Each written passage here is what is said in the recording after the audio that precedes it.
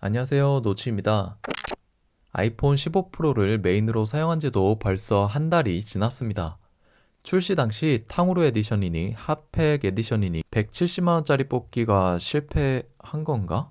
내구성에 대해 말들이 많았지만 막상 한 달간 사용해보니 어라? 괜찮은데? 반면 기대치보다 만족감이 낮은 부분들도 분명 있었습니다. 그래서 오늘은 한 달간 아이폰 15 프로를 빡세게 사용해보면서 느낀 장단점에 대해 이야기해보도록 하겠습니다.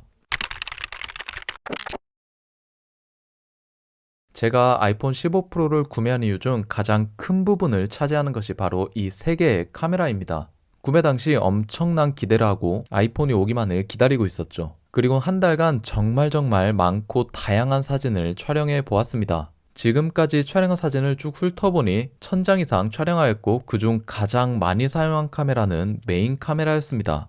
그 다음이 인물용인 망원 카메라 순이었죠. 우선 메인 카메라는 굉장히 만족스럽습니다. 촬영한 피사체의 디테일도 꽤나 잘 표현해주고 확대하였을 때의 질감 역시 사실적으로 나타내주죠.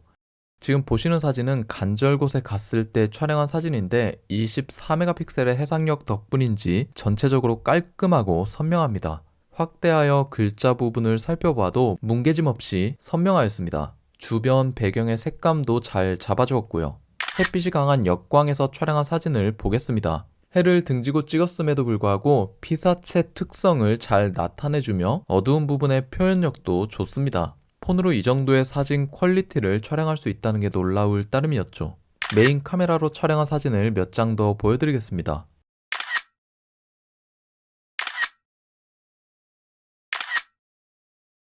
실외에서 촬영한 사진뿐만 아니라 실내 촬영의 경우에도 충분히 밝은 사진을 얻을 수 있었으며 확대했을 때의 품질 역시 디테일이 살아있는 모습을 볼 수 있습니다. 메인 카메라는 정말 나무랄 데가 없습니다.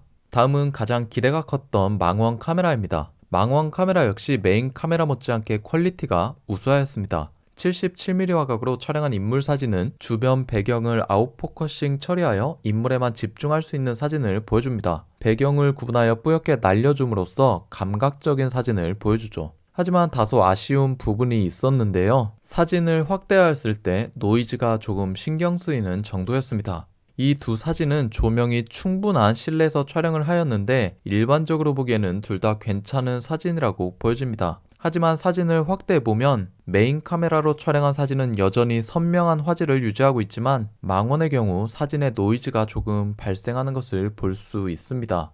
혹시 빛이 충분하지 않아 그런 걸까? 싶어 야외에서도 촬영하여 비교를 해보았습니다.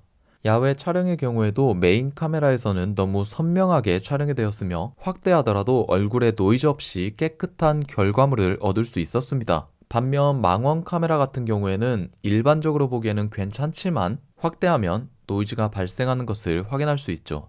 아무래도 메인 카메라에서는 24메가픽셀로 촬영이 가능하지만 망원 카메라는 12메가픽셀만을 지원하기 때문에 퀄리티의 차이는 발생할 수밖에 없는 부분이라고 생각합니다. 망원이 조금 아쉽다는 표현보다는 메인 카메라의 퀄리티가 너무 우수하여 상대적으로 조금 안 좋게 보인다, 이렇게 표현하는 것이 맞다고 생각합니다. 추가적으로 셀피 촬영에 대해서도 조금 이야기할 부분이 있습니다.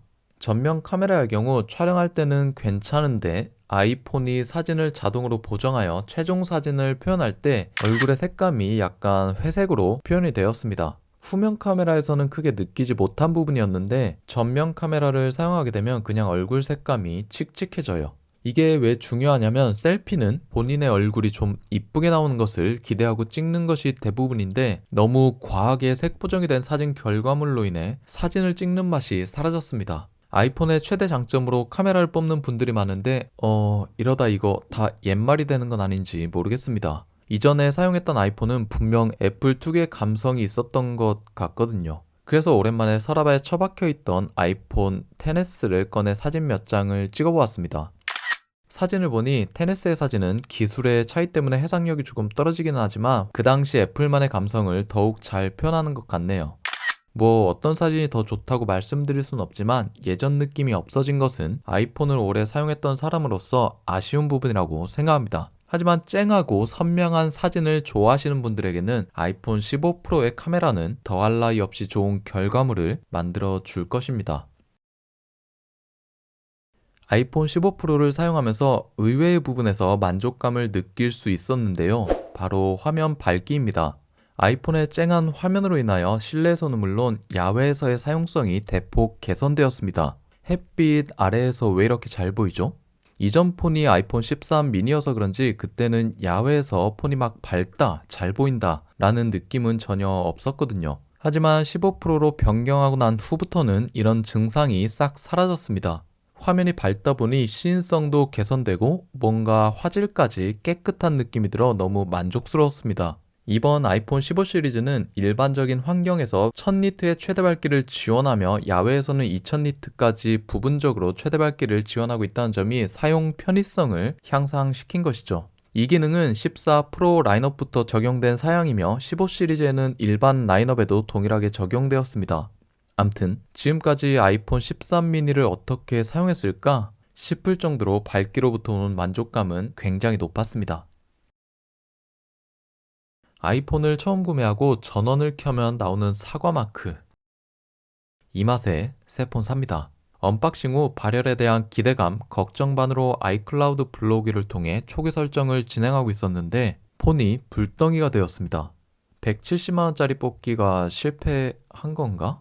할 정도로 뜨거웠습니다. 세팅이 끝나고 약 2주일간은 지속적인 발열감으로 인하여 불편함을 겪었습니다.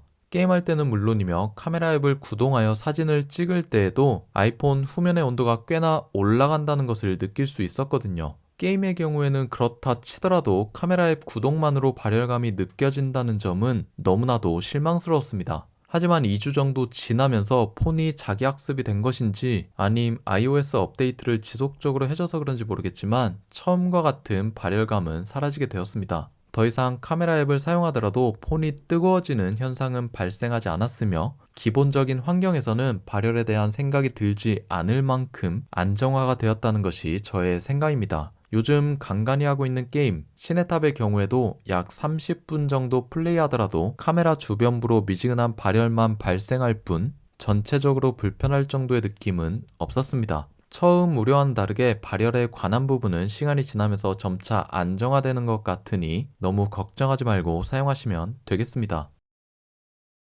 일반적인 유저들에게 아이폰의 성능이 좋다, 나쁘다를 체감할 수 있는 부분은 딱 한 가지라고 생각합니다.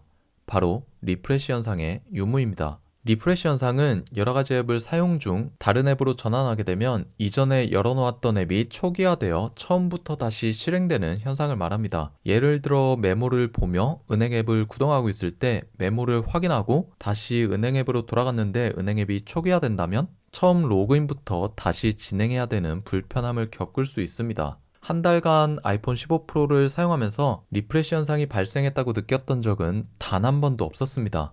자주 사용하는 메모 앱, 카메라, 넷플릭스, 유튜브 등 여러 가지 앱을 전환하며 사용을 하더라도 리프레시 없이 편리하게 사용할 수 있었죠. 많은 앱들이 켜진 상태에서 카메라 앱으로 사진을 촬영하더라도 이전 앱들을 연속적으로 사용할 수 있었습니다. 이 정도면 아이폰 성능 좋은 거 아닌가요? 동작 버튼은 잘만 활용하면 굉장히 유용하게 사용할 수 있습니다. 폰의 방향에 따라 원하는 앱을 실행시킬 수가 있거든요. 왼쪽으로 돌렸을 때는 날씨, 오른쪽일 때는 주식, 이처럼 각도에 따라 여러 가지 앱을 실행시킬 수가 있습니다. 저도 처음에는 여러 가지 기능을 설정하여 테크 유튜버처럼 멋스럽게 사용하려고 노력하였지만 결국 각도도 외워야 하고 복잡해지니 사용성이 오히려 떨어지더라고요. 그래서 현재는 꼭 필요한 단 하나의 기능만을 저장하여 사용하고 있습니다. 외출 시 방문을 나올 때 동작 버튼을 눌러 엘리베이터를 호출하는 기능입니다. 직장인분들은 아시겠지만 출근 전 엘리베이터 타이밍을 잘못 놓치게 되면 몇 분을 기다려야 하는 불상사가 발생하기 때문에 이를 방지하고자 동작 버튼을 통해 엘리베이터를 미리 부르는 것이 루틴이 되어버린 것이죠. 그래서 이 호출 기능은 저에게는 둘도 없는 꿀 기능이 되었습니다. 이 기능은 거주하는 아파트에 지원되는 앱이 있어야만 가능한 부분이니 관리사무소에 한번 알아보시기 바랍니다. 다이나믹 아일랜드의 첫인상은 예전 갤럭시 S10의 디자인이 떠올랐습니다. 제 눈에는 거의 흡사하게 보여졌거든요. 하지만 한 달 정도 써보니 괜히 애플이 아니구나 하는 생각을 가지게 되었습니다. 다이나믹 아일랜드의 모션은 굉장히 쫀득합니다. 사용하는 사람의 입장에서 뭔가 보는 맛이 있달까요? 다른 앱을 사용하다가 전화가 오면 위에서 누구한테 전화가 왔는지 알려주면서 정보를 표시해줍니다. 페이스 아이디의 경우에도 인증되는 모션이 너무 귀엽고 영상 시청 중 에어팟을 낄 때 모션도 상단에 아기자기하게 표시를 해주죠. 음악 어플을 듣다가도 쓸어버리면 다이나믹 아일랜드로 쏙 들어가는 모습이 너무 좋습니다. 이외에도 내비게이션, 여러가지 앱을 사용할 때 기본적인 정보를 제공받을 수 있어 너무나도 편리하였죠. 그냥 단순히 정보성으로 활용만 하더라도 꽤 유용합니다. 제가 노치를 지금까지 찬양하고 있었지만 이제는 닉네임을 변경할 때가 된 것 같습니다. 안녕하세요, 리뷰남 다이나믹 아일랜드입니다. AOD는 항시 아이폰 화면이 켜져 있으면서 실시간으로 정보를 제공하고 있는 기능입니다. 근데 이게 단순히 시간이 몇 시인지만 보여주는 것이 아닌 카톡이 온다든지 기타 알림 등의 경우에도 AOD의 상태에서 실시간으로 나타내주죠. 내비게이션 작동 시 화면을 잠그더라도 AOD 상태에서 길 안내를 꾸준히 지원해줍니다. 저는 처음에 화면이 꺼져 있어 그냥 멈춰 있는 줄 알았는데 운전을 하다 보니 실시간으로 좌회전, 우회전 등 길 안내를 해주더라고요. AOD 기능은 단순히 화면을 잠갔을 때 화면 보호기 같은 역할이 아닌 것이죠. 이로 인해 간혹 배터리가 거의 바닥일 때 이런 식으로 내비를 사용한다면 배터리 소모도 적으면서 정보도 실시간으로 확인할 수 있어 꽤나 유용할 것 같습니다. 디자인은 폰을 구매하는 데 가장 중요한 요소입니다. 하지만 사용자 입장에서는 금방 적응되는 것이 사실이죠.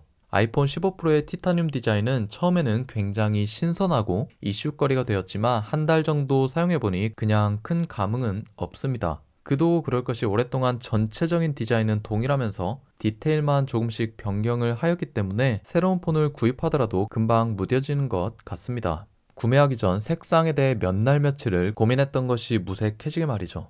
오히려 티타늄의 디자인보다는 소재 변경으로부터 오는 경량화에 대한 부분이 사용할수록 만족감이 높았습니다. 이전 모델과 비교해보더라도 체감이 될 만큼 가벼워졌으며 무게에 대한 스트레스가 없었죠. 가벼워진 무게는 손목의 부담을 조금이라도 덜 수 있게 해주었고 사용하는 입장에서는 환영할 만한 일이었습니다. 심지어 생폰으로 사용한다면 그 장점을 극대화할 수 있습니다. 부가적인 부분에 대해서도 간단히 언급하자면 배터리는 처음보다 안정화되어 하루 정도 사용하고 집에 돌아왔을 때 잔량이 보통 50% 이상 남아 있었습니다. 중간에 충전 없이도 말이죠. 제가 사용하는 환경에서는 차고 넘치는 배터리 유지 시간이기에 만족감이 높았습니다.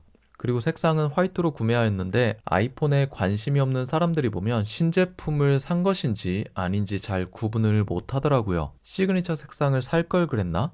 하는 아쉬움이 조금 남았습니다. 자, 지금까지 아이폰 15 프로를 한 달 조금 넘게 사용하면서 느낀 점에 대해 말씀드렸습니다. 결론적으로 꾸준히 아이폰을 사용해오던 입장에서 보면 우와, 혁신이다 라고 말씀드리기는 어려울 것 같고 조금씩 모난 부분을 다듬으며 완성도를 높여간다는 느낌을 받을 수 있었습니다. 아마 16 시리즈에서는 더욱더 완성도가 높아지겠죠. 하지만 디자인적으로는 변화가 조금 있었지만 금방 익숙해져서 그런지 한 달이 조금 지나고 나니 새 폰 느낌은 더 이상 들지 않더라고요. 저와 비슷하게 느끼신 분들도 계실 것이고 반대로 상반된 의견을 가진 분들도 분명 계실 겁니다. 아이폰 15 시리즈에 대한 여러분들의 의견 저에게 큰 힘이 되니 주저하지 마시고 댓글 많이 달아주시면 감사하겠습니다. 오늘도 영상 봐주셔서 감사드리며 지금까지 노치였습니다.